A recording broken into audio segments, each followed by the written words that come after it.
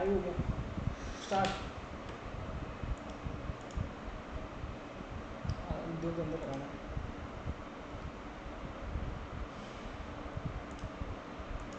You are currently the only person in this conference. You are now muted.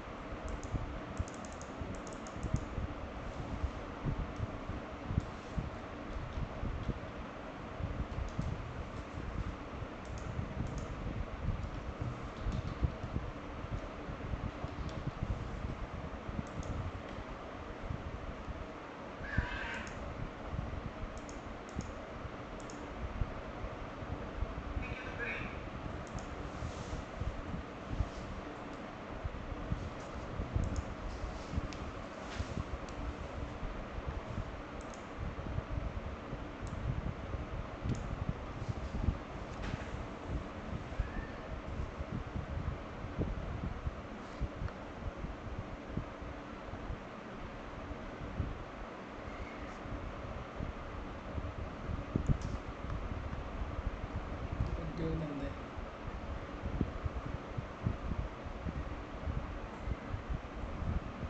29 को भेजे थे कृषि के बाद उद्योग धंधे। कृषि तो इसमें आ रहा है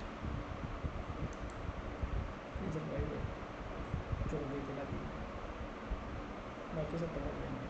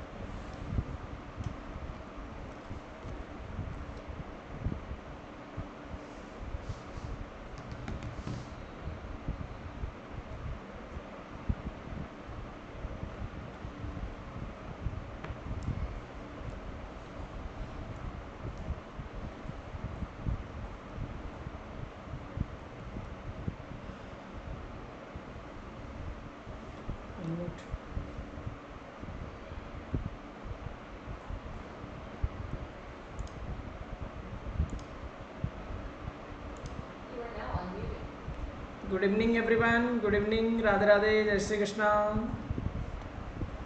आप सभी का स्वागत है भीलवाड़ा के ऐतिहासिक ग्रुप शारदा ग्रुप की इस ऑनलाइन क्लास में। आप सभी का हार्दिक स्वागत, अभिनंदन dear student, welcome all of you.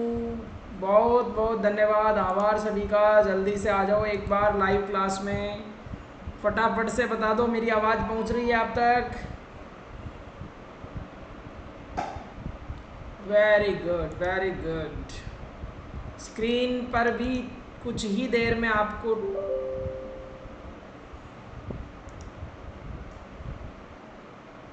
Screen पर शीघ्र अतिशीघ्र आपको टॉपिक नजर आ जाएगा।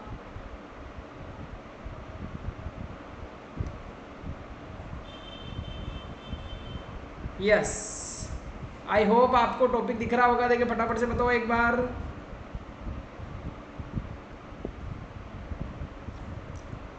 दिख रहा है टॉपिक सबको? जल्दी से कमेंट करके बताओ।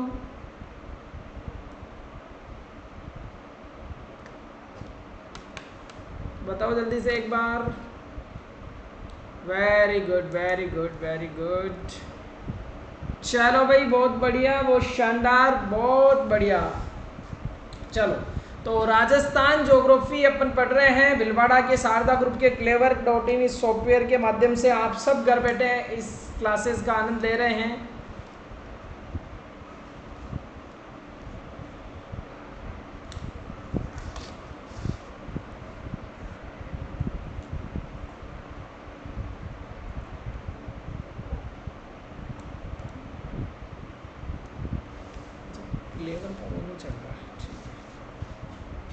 चलो, तो भीलवाड़ा के शारदा ग्रुप की इस ऑनलाइन क्लास शुरू करते हैं फटाफट से एक बार। राजस्थान जी के राजस्थान ज्योग्राफी अपन पढ़ रहे हैं, और राजस्थान ज्योग्राफी की इस क्लास में आप और हम सब मिलकर डिस्कस कर रहे हैं आज का नया टॉपिक, जिसका नाम है उद्योग धंधे, इंडस्ट्रीज के बारे में। इस क्लास में आप और हम सब डिस्कस करेंगे। लास्ट क्लास में हमने कृषि पढ़ा था, बहुत ही शानदार तरीके से कृषि की बातें आपने और हमने मिलकर की थी। आगे बढ़ते हैं, उद्योग धंधों के बारे में पढ़ते हैं। चलो भाई, स्टार्ट करते हैं ये टॉपिक। किसी भी राज्य के आर्थिक विकास में उद्योग धंधों का महत्वपूर्ण स्थान होता है। किसी भी कंट्री का डेवलपमेंट या उसकी ग्रोथ तब ही हो सकती है जब उद्योग धंधे वहाँ पे अच्छे विकसित होंगे। उद्योग धंधे अच्छे होंगे तो रेवेन्यू बढ़िया आएगा और वहाँ पे नो डाउट अच्छी प्रोग्रेस होगी। राजस्थान के कुल सकल घरेलू उत्पाद का मतलब होता है जीडीपी। तो राज्य की जीडीपी में उद्योग धंधों का योगदान 28 से 30% है। मतलब राजस्थान में 28 से 30% उद्योग धंधों का योगदान है राज्य की जीडीपी में। बात करते हैं आगे। राजस्थान में सर्वाधिक उद्योग वाले जिले जो हैं, जयपुर और अलवर में सबसे ज़्यादा उद्योग धंधे हैं राजस्थान में, जबकि जैसलमेर व झालावाड़ उद्योग धंधों की दृष्टि से थोड़े पिछड़े हुए हैं। राजस्थान में याद रखना है आपको, जयपुर व अलवर सर्वाधिक उद्योग वाले क्षेत्र हैं, जबकि जैसलमेर व झालावाड़ उद्योगों की दृष्टि से थोड़े पिछड़े हुए हैं। देखो भाई, भारत में औद्योगिक नगरी के रूप में कानपुर को जाना जाता है। भारत में औद्योगिक नगरी के रूप में किसको जाना जाता है? भारत में औद्योगिक नगरी के रूप में कानपुर को जाना जाता है। वैसे ही राजस्थान में औद्योगिक नगरी के रूप में कोटा प्रसिद्ध है। भारत में औद्योगिक नगरी के रूप में कौन है? कानपुर। राजस्थान में औद्योगिक नगरी के रूप में कौन है? कोटा।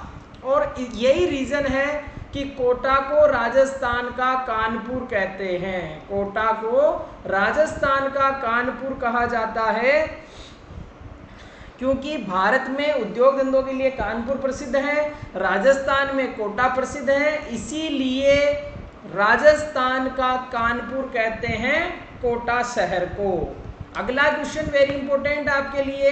क्वेश्चन पूछा गया है एलडीसी एग्जाम में कि राजस्थान की पहली औद्योगिक नीति, फर्स्ट इंडस्ट्रियल पॉलिसी कब घोषित की गई थी? याद रखना है प्यारे बच्चों, राजस्थान में उद्योगों के सर्वांगीण विकास के लिए पहली औद्योगिक नीति, फर्स्ट इंडस्ट्रियल पॉलिसी जो है 1978 में घोषित की गई थी। 1978 में राजस्थान में पहली औद्योगिक नीति घोषित की गई थी, जिसका उद्देश्य जो है माय डियर स्टूडेंट, जिसका टारगेट जो है हथकरघा व हस्तशिल्प का विकास करके रोजगार बढ़ाना था। हाथों के हुनर को बढ़ाने के लिए, हस्तशिल्प कला को प्रमोट करने के लिए आपके ये उद्योग नीति घोषित की थी 1978 में। बहुत इंपॉर्टेंट क्वेश्चन, पहली औद्योगिक नीति कब घोषित की गई थी? 1978 में पहली औद्योगिक नीति घोषित की गई थी। अगला है, देखो भाई, भारत के 2 बड़े महानगर हैं, 4 बड़े महानगरों को जोड़ने के लिए एक योजना चल रही है जिसका नाम है स्वर्णिम चतुर्भुज योजना। उनमें से 2 बड़े महानगर जो हैं दिल्ली और मुंबई।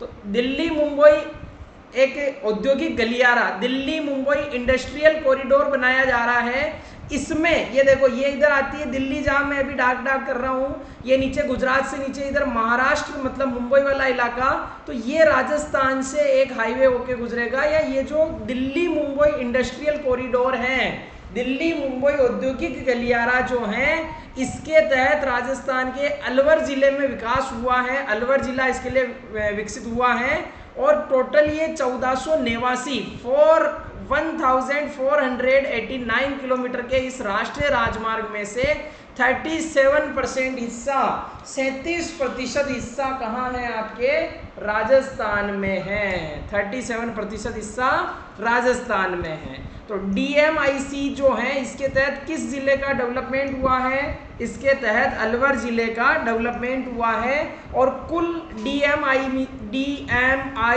के 37% हिस्सा किस राज्य में है? 37% हिस्सा राजस्थान में है।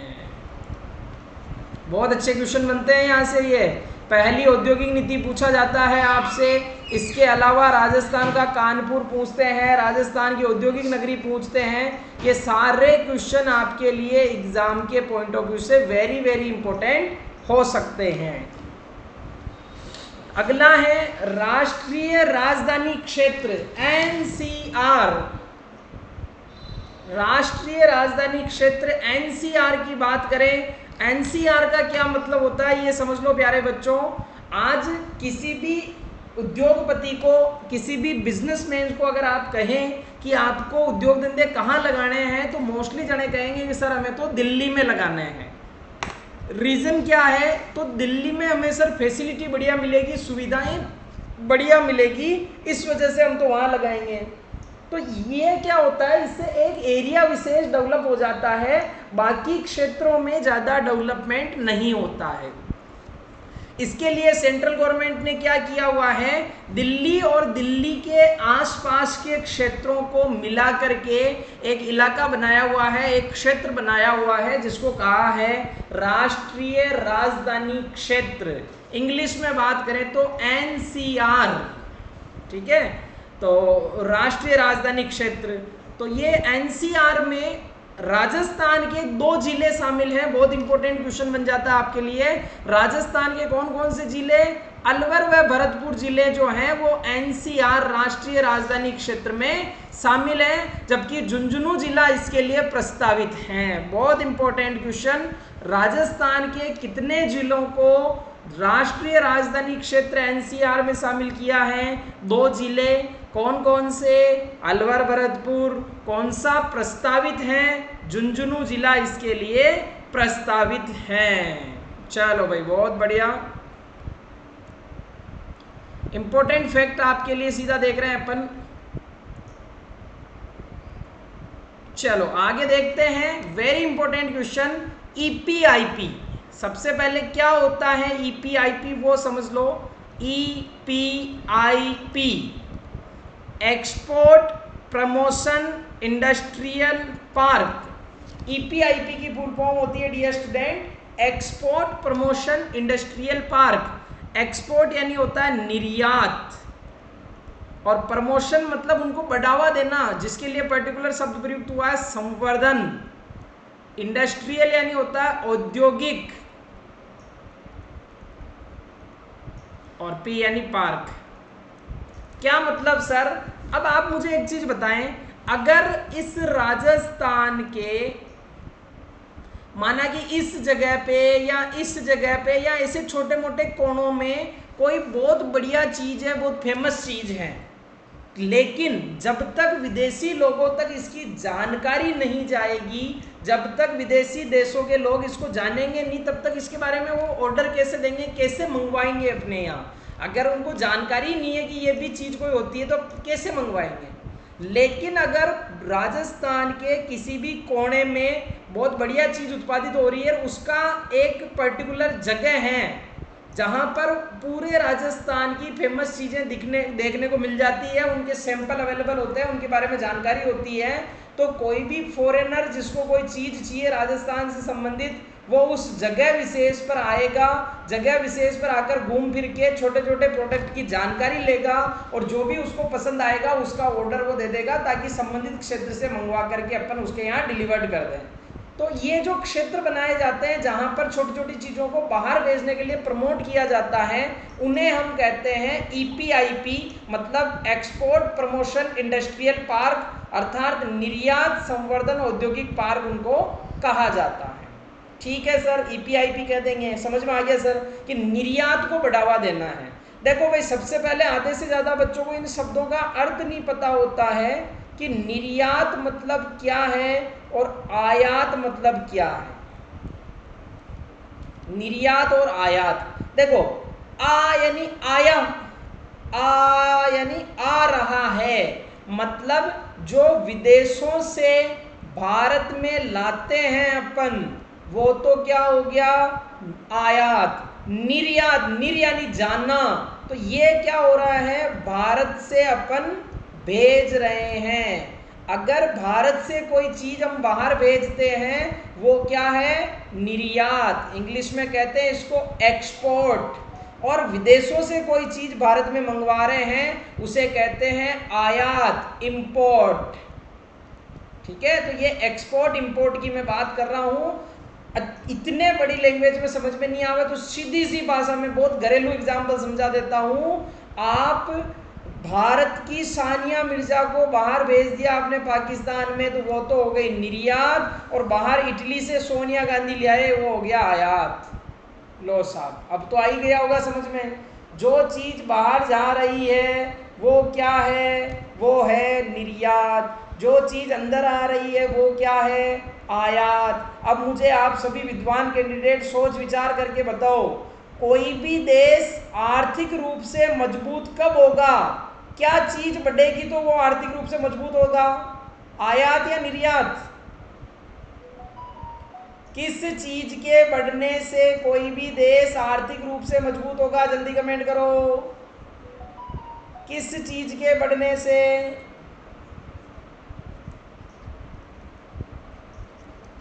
बताओ बताओ बताओ बताओ, फटाफट बताओ।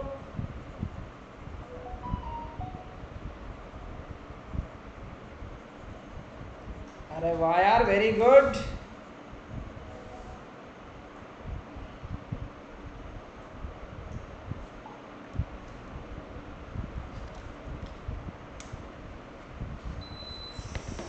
बहुत बढ़िया बहुत बढ़िया बहुत बढ़िया। तो निर्यात अगर बढ़ेगा, निर्यात अगर प्लस होगा,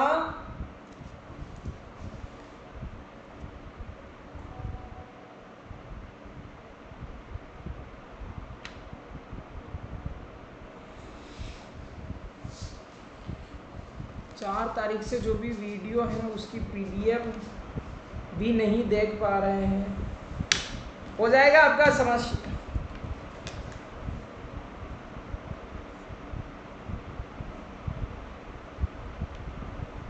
सर्वर में प्रॉब्लम होने की वजह से ये थोड़ी टेक्निकल इश्यू आए हैं, तो वो इस बार 4 तारीख वाले, अभी 3-4 दिन की जो क्लासें हुई है वो नहीं देख पाओगे। 7 तारीख की तो वैसे छुट्टी थी, नवरात्रा स्थापना की 5-6 की क्लास हुई है, तो उसकी वॉइस रिकॉर्डिंग आप सुन सकते हैं। बाकी पुराने सबके वीडियो मिल जाएंगे, कोई दिक्कत वाली बात नहीं है। वॉइस रिकॉर्डिंग में भी कोई दिक्कत नहीं है, हम तो देखे जैसे वैसे ही नहीं है, हमारी तो आवाज़ से काम चलता है। है ना, तो वॉइस रिकॉर्डिंग सुनेंगे उसमें काम हो जाएगा। तो निर्यात के ऊपर अपन चर्चाएं कर रहे थे। निर्यात मतलब क्या होता है? निर्यात मतलब देश से बाहर भेजना। हमारे पास कोई चीज बढ़िया संपन्न तरीके से होगी, अपने काम खत्म होके बच रही होगी, तभी तो हम बाहर भेजेंगे। तो निर्यात अगर बढ़ेगा तो देश प्रगति करेगा। आयात अगर हम दूसरे देशों पर निर्भर ज्यादा है तो कहीं ना कहीं हमें कठिनाइयों का सामना करना पड़ेगा। चलो भाई, तो ईपीआईपी निर्यात संवर्धन औद्योगिक पार्क की अपन बात कर रहे थे। राजस्थान में 3 निर्यात संवर्धन औद्योगिक पार्क हैं। पहला है सीतापुरा जयपुर। राजस्थान का पहला निर्यात संवर्धन औद्योगिक पार्क सीतापुरा जयपुर में है, जो 1997 में खुला था, और ये भारत का पहला औद्योगिक पार्क है। इंडियाज फर्स्ट ईपीआईपी कहाँ है? तो पूरे भारत का ही पहला ईपीआईपी है आपके सीतापुरा जयपुर। सीतापुरा जयपुर में ईपीआईपी है। ठीक है सर, वेरी गुड। इसके अलावा बात करें, दूसरा कहाँ है? बोरानाडा जोधपुर 2005, तीसरा नीमराना अलवर 2010। इन 3 जगह पे ईपीआईपी है, एक्सपोर्ट प्रमोशन इंडस्ट्रियल पार्क हैं। अब एक एक उद्योग धंधों की बात अपन करते हैं। राधा रानी जी, आपके कमेंट हम तक पहुंच गए हैं, और इसके लिए जो भी उचित विकल्प होगा निकालेंगे, ऑप्शन निकालेंगे, निश्चिंत रहें आप।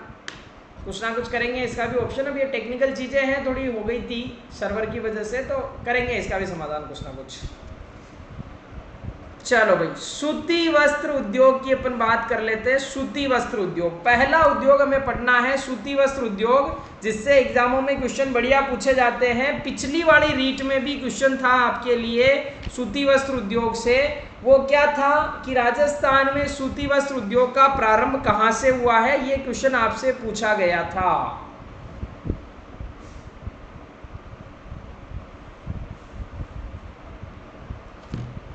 चलो, तो ये उद्योग कृषि पर आधारित सबसे बड़ा उद्योग है। राजस्थान का कृषि पर आधारित सबसे बड़ा उद्योग कौन सा है?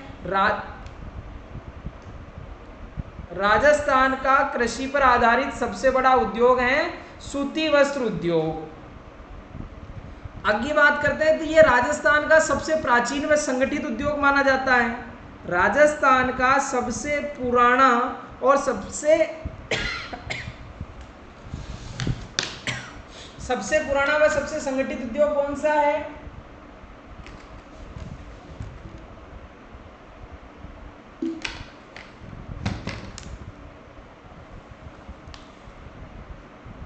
सूती वस्त्र उद्योग राजस्थान का सबसे प्राचीन व सबसे संगठित उद्योग माना जाता है। इस उद्योग में राजस्थान के सर्वाधिक लोगों को रोजगार प्राप्त है। जब ये उद्योग स्टार्टिंग हुआ था, अपने चरम अवस्था में था, तो सबसे ज़्यादा लोगों को, आज अपन भी देखते हैं अधिकांश लोग कपड़ों की फैक्ट्रियों से जुड़े हुए हैं। राजस्थान की पहली सूती मिल, वेरी वेरी इंपॉर्टेंट, राजस्थान की पहली सूती मिल द कृष्णा मिल लिमिटेड के नाम से 1889 में ब्यावर अजमेर में स्थापित की गई थी। बहुत अच्छा क्वेश्चन है, वेरी इंपॉर्टेंट, पिछली बार रीट एग्जाम में था ये क्वेश्चन। राजस्थान की पहली सूती वस्त्र मिल कहाँ स्थापित की गई?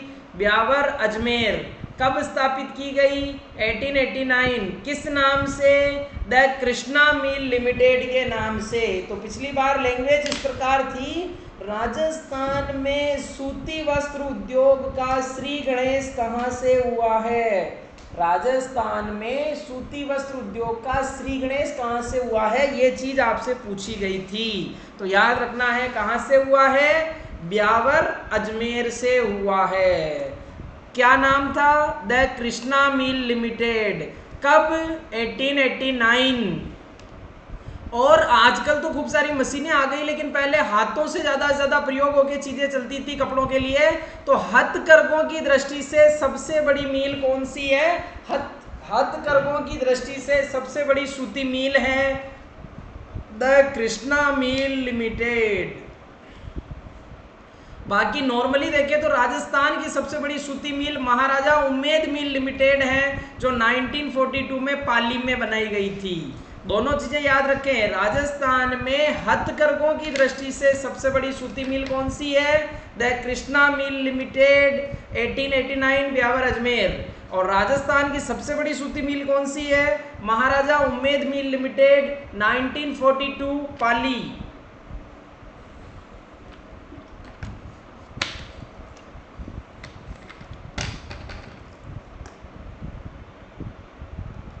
वर्तमान में सूती उद्योग निजी, सहकारी और सरकारी तीनों ही क्षेत्रों में चल रहा है। वर्तमान में ये जो है वो तीनों ही फील्ड, तीन क्षेत्र कौन कौन से? प्राइवेट सेक्टर में भी है, कोऑपरेटिव सेक्टर में भी है और गवर्नमेंट की भी कुछ सूती मिलें हैं। तीन प्रकार की चीजें याद रखनी है आपको। वर्तमान में सूती वस्त्र उद्योग तीनों ही क्षेत्रों में चल रहा है, निजी, सहकारी, सरकारी। अभी 23 सूती मिलें हैं राजस्थान में, इनमें से 17 निजी क्षेत्र में हैं, 3 सहकारी हैं, 3 सरकारी हैं। इतनी चीजें आएगी नहीं आपके, दोनों चीजें ध्यान रखनी है आपको।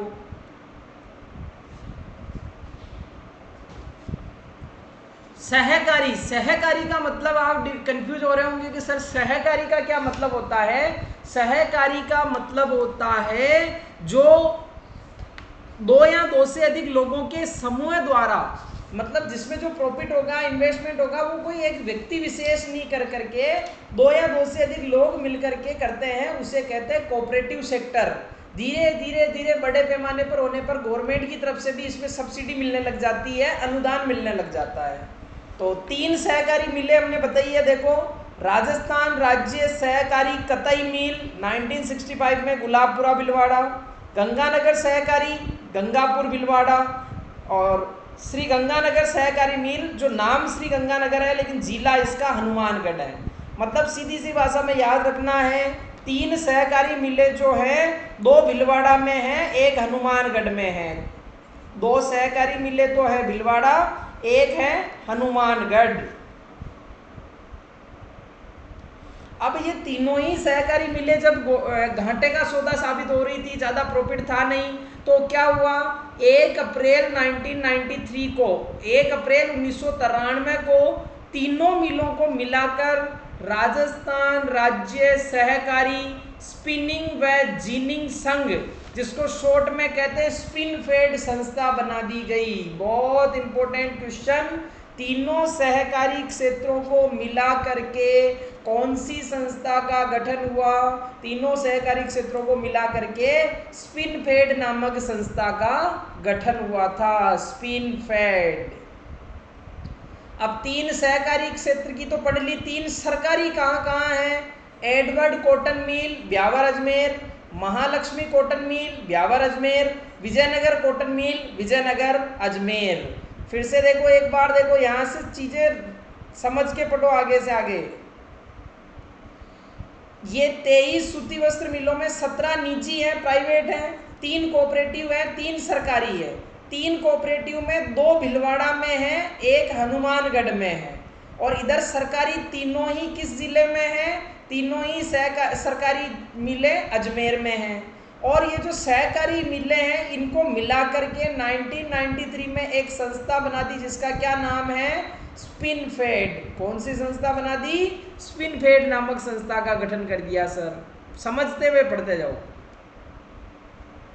और ले आगे। राजस्थान में सूती वस्त्र उद्योग के लिए भिलवाड़ा प्रसिद्ध है। Very very very important.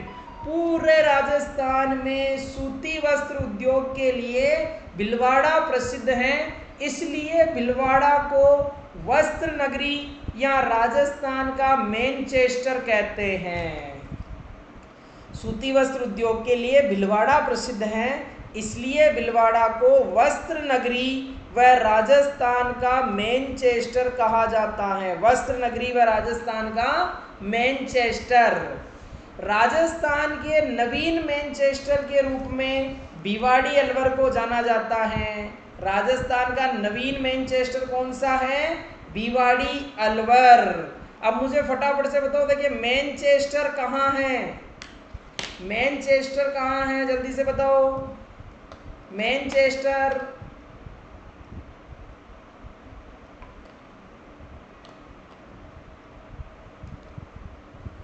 नहीं, अहमदाबाद नहीं। अरे मैनचेस्टर कहाँ है? मैनचेस्टर मैं राजस्थान का, भारत का नहीं पूछ रहा हूँ। मैं ये पूछ रहा हूँ कि मैनचेस्टर ही क्यों कहते हैं? मैनचेस्टर क्या है या कहाँ है? शब्द के अर्थ तक तो जाओ।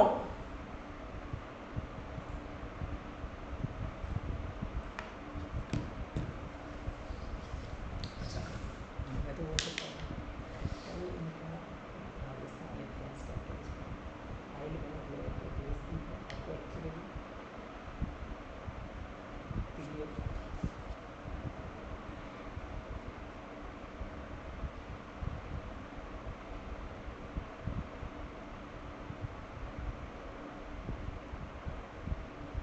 तीन फाइल है, इसमें से अपन तो एक ही भेज देते, कंफ्यूज नहीं करते हैं।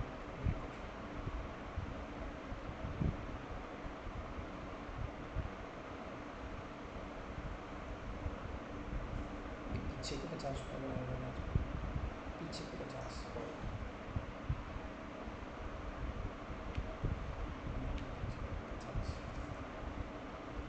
नहीं पता। चलो भाई कोई बात नहीं, नहीं पता तो मैं आपको बता देता हूँ। ओरिजिनल मैनचेस्टर जो हैं वो अमेरिका की एक सिटी, जो कपड़े, अमेरिका की नहीं, ओरिजिनल मैनचेस्टर जो हैं वो ब्रिटेन, ब्रिटेन मतलब इंग्लैंड का एक शहर है। ब्रिटेन का एक शहर है मैनचेस्टर। अब जहाँ वो क्या पूरे विश्व में सूती वस्त्र उद्योगों के लिए प्रसिद्ध है। मैनचेस्टर ब्रिटेन जो है विश्व में सूती वस्त्र उद्योगों के लिए प्रसिद्ध है। इसलिए पूरे वर्ल्ड में कहीं पर भी कपड़े से जुड़ी हुई कोई बातचीत होती है, वस्त्र से जुड़ी हुई कोई बातचीत होती है, तो वहाँ एक नाम आ जाता है मैनचेस्टर। तो राजस्थान में कपड़ा उत्पादन के लिए भिलवाड़ा प्रसिद्ध है, इसीलिए राजस्थान का मैनचेस्टर भिलवाड़ा। नए कपड़े उत्पादन के लिए भिवाड़ी अलवर चल रहा है, तो नया मैनचेस्टर भिवाड़ी अलवर। ऐसे ही आपने अहमदाबाद कमेंट किया था, तो भारत का मैनचेस्टर अहमदाबाद गुजरात। ऐसे उत्तर भारत का मैनचेस्टर कानपुर। ऐसे ही एशिया का मैनचेस्टर संघई चीन। तो ऐसे जहाँ जहाँ पे भी कपड़े का उत्पादन होगा उस जगह की तुलना वर्ल्ड फेम सिटी मैनचेस्टर से की जाती है। ऐसे याद रखो थोड़ा। आगे, भिलवाड़ा को फरवरी 2009 में वस्त्र निर्यातक नगर, क्लॉथ एक्सपोर्ट सिटी का दर्जा दिया गया था। बहुत इंपॉर्टेंट क्वेश्चन। भिलवाड़ा को फरवरी 2009 में वस्त्र निर्यातक नगर का दर्जा दिया गया था। आसींद भिलवाड़ा में राजस्थान के पहले computer aided design centre, computer aided design centre की स्थापना की गई है। Computer aided design centre Asind Bhilwara. और भिलवाड़ा में जो सूती वस्त्र उद्योग आज बहुत विकसित है, बहुत बड़े लेवल पे है, वो पहली फैक्ट्री कहाँ लगी थी? तो भिलवाड़ा में पहली सूती मिल लगी थी MTM के नाम से, मेवाड़ टेक्सटाइल मिल के नाम से 1938 में स्थापित हुई थी MTM, Mewar textile mill. Bhilwara की पहली सूती मिल कौन सी है? मेवाड़ टेक्सटाइल मिल MTM के नाम से स्थापित हुई थी। कहाँ पर? भिलवाड़ा में। कब स्थापित हुई? 1938 में स्थापित हुई थी, जो वर्तमान में पूरी तरीके से ध्वस्त है, बंद हो चुकी है, कुछ भी नहीं बचा हुआ है। दूसरा उद्योग है डियर स्टूडेंट, चीनी उद्योग।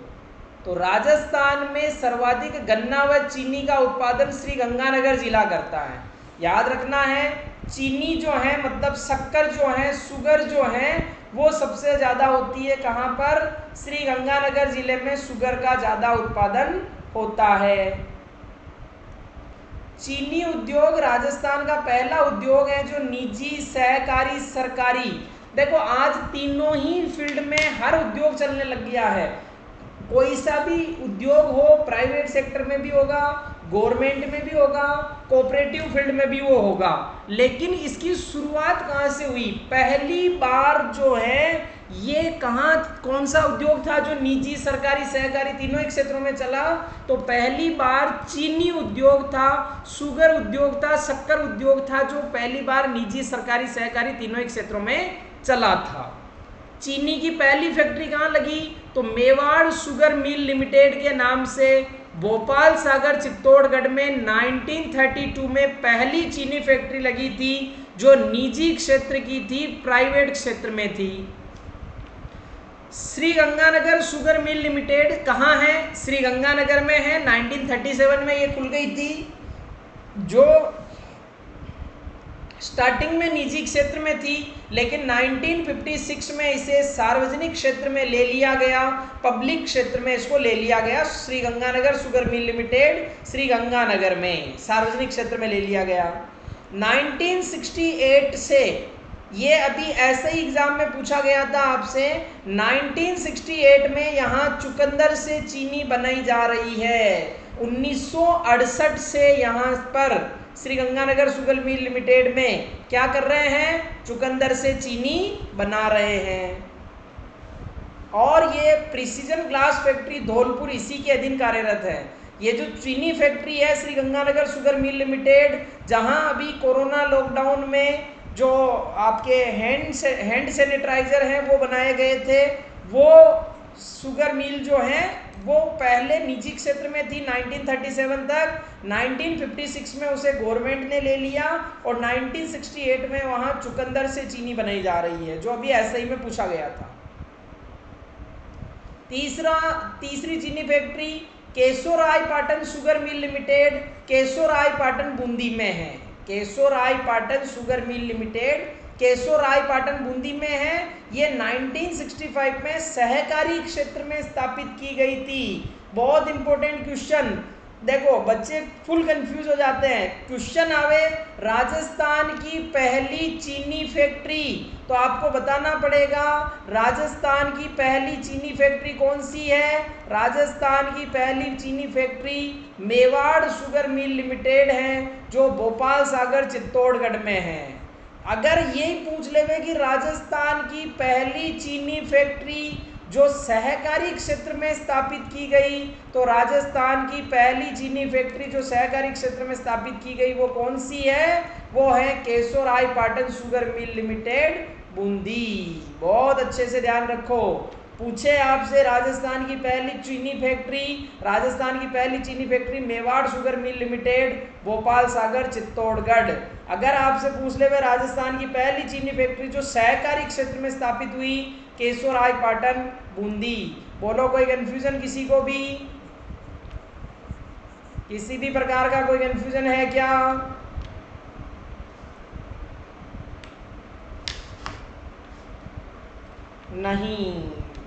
नहीं, बहुत बढ़िया। चलो, नहीं है तो कल आपके लिए राजस्थान इतिहास का टेस्ट रखा गया है, आप रिवीजन कर ले वे अच्छे से। राजस्थान इतिहास, हिस्ट्री ऑफ राजस्थान का टेस्ट है आपके लिए।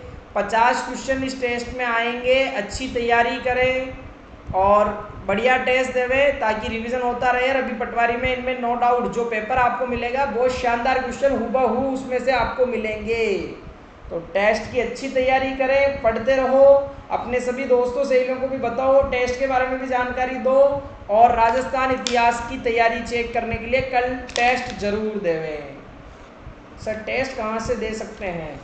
इसी में जहाँ आप क्लास ज्वाइन करते हो क्लेवर में, उससे पहले टेस्ट का ऑप्शन आता है। आप इस वेबसाइट पर घुमा फिरा करो, आराम से सारी चीज़ें मिल जाएगी आपको। क्लास लाइव ज्वाइन करने से पहले टेस्ट का ऑप्शन आता है, वहाँ आपको टेस्ट मिल जाएगा। और भी कोई दिक्कत आवे तो क्लेवर के जो नंबर है 9494309696, इन पे भी आप संपर्क कर सकते हैं। Thank you all of you, मिलते हैं कल की क्लास में, धन्यवाद।